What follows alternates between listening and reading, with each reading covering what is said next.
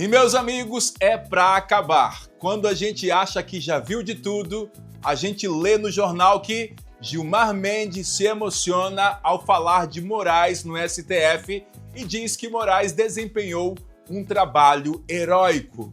Esse é o título da matéria que eu li no Metrópolis e nela a gente vê o ministro Gilmar Mendes praticamente às lágrimas durante a despedida de Luiz Roberto Barroso da presidência do Supremo. E por falar em Barroso, essa semana mesmo, Barroso foi às lágrimas, estava choroso. O que está acontecendo com os nossos ministros da Suprema Corte que facilmente vão às lágrimas? Será medo? Será desespero? A gente vai falar um pouco disso aqui. Pessoal, meu nome é Márcio Coach, sejam todos muito bem-vindos. Eu peço que você curta, se inscreva e não deixe de compartilhar o nosso canal. Então, meus amigos, Gilmar Mendes exaltou Alexandre de Moraes, dizendo que o trabalho dele foi singular, quase heróico. O clima foi de emoção, de reverência, como se Moraes fosse uma espécie de salvador institucional, algo que ele não é e nunca será. Inclusive, ele precisou interromper a fala para beber água, enquanto Moraes assistia com os olhos marejados e Barroso, no centro da cerimônia, também era celebrado como liderança firme nos momentos de crise. Eu fico me perguntando em que mundo esses caras vivem, não é mesmo? Será que eles vivem no universo paralelo, que eles veem coisas que a gente não vê? Mas voltando aqui, essa narrativa de heroísmo é o que o Supremo quer passar. A ideia de que eles foram os guardiões da democracia. Gilmar Mendes até comparou Moraes a juízes históricos que tiveram coragem de enfrentar pressões pesadas. Veja um pouco desse vídeo. Quase ou verdadeiramente heróico desempenhado pelo ministro Alexandre de Moraes. Obrigado, ministro Gilmar.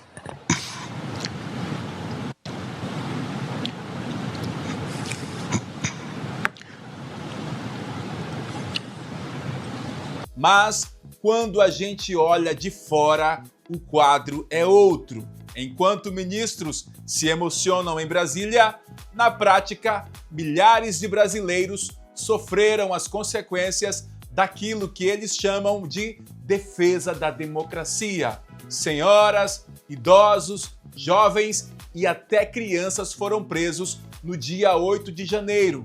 Pessoas ficaram meses atrás das grades sem julgamento, enquanto outras morreram, como é o caso do Clezão, dentro das prisões. Então famílias foram destruídas, gente perdendo o emprego, vidas devastadas. E é importante lembrar, meus amigos, o próprio ministro Luiz Fux deixou isso claro em seu voto.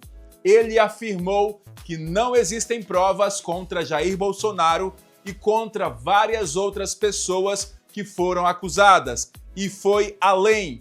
Disse que não houve uma tentativa real de golpe de Estado no Brasil. Ou seja, o Supremo cria então uma narrativa de que enfrentou um golpe, mas a própria Corte, por meio de um de seus ministros, reconheceu que não há provas suficientes para sustentar essa acusação. Isso então desmonta a base de todo o discurso que eles repetem em público. Além disso, Alexandre de Moraes e sua família acabaram entrando no radar internacional. Eles foram sancionados nos Estados Unidos sob a Lei Magnitsky, justamente por denúncias de abuso de poder, violação de direitos humanos e perseguição política. A esposa de Moraes também foi atingida pelas sanções e isso é gravíssimo, porque mostra que lá fora não compraram essa narrativa de heroísmo. Ao contrário, enxergaram excessos. Até Donald Trump já demonstrou que acompanha o que acontece no Brasil e não esconde críticas diretas a Moraes. E aí fica o contraste. Dentro do STF, Gilmar chama de heróico. Barroso faz discurso de despedida como se tivesse conduzido a nação em tempos sombrios. Moraes recebe aplausos emocionados, mas do lado de fora, a realidade é que as pessoas comuns foram perseguidas, presas, sem provas sólidas e algumas perderam a vida.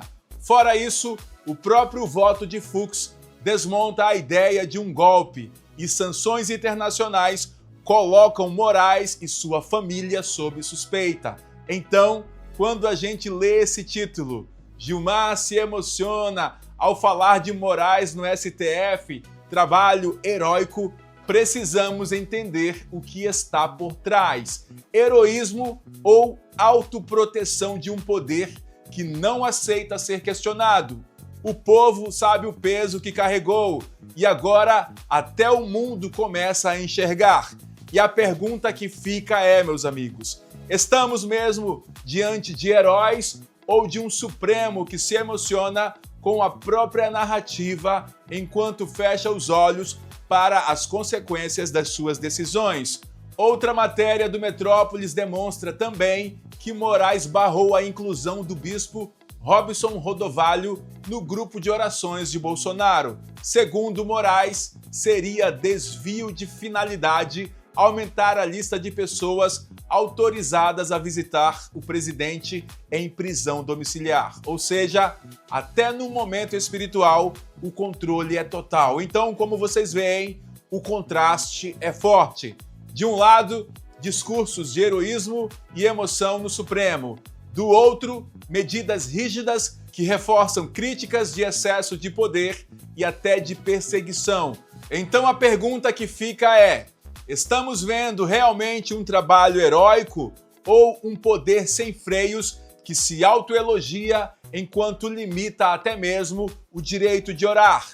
Comenta aqui embaixo porque nós queremos ler a sua mensagem. Meus amigos, essas lágrimas, ao meu ver, são lágrimas de desespero, porque Gilmar Mendes sabe que ele pode ser o próximo da vez na Lei Magnitsky. Mas o que você acha? O que você acha, então, das lágrimas do ministro do STF, Gilmar Mendes? São lágrimas reais ou são lágrimas de crocodilo? Comenta aqui porque a gente quer ler tudo o que você escreve. Meus amigos, eu vou ficando por aqui e até a próxima, se Deus quiser. Que Deus os abençoe. Valeu!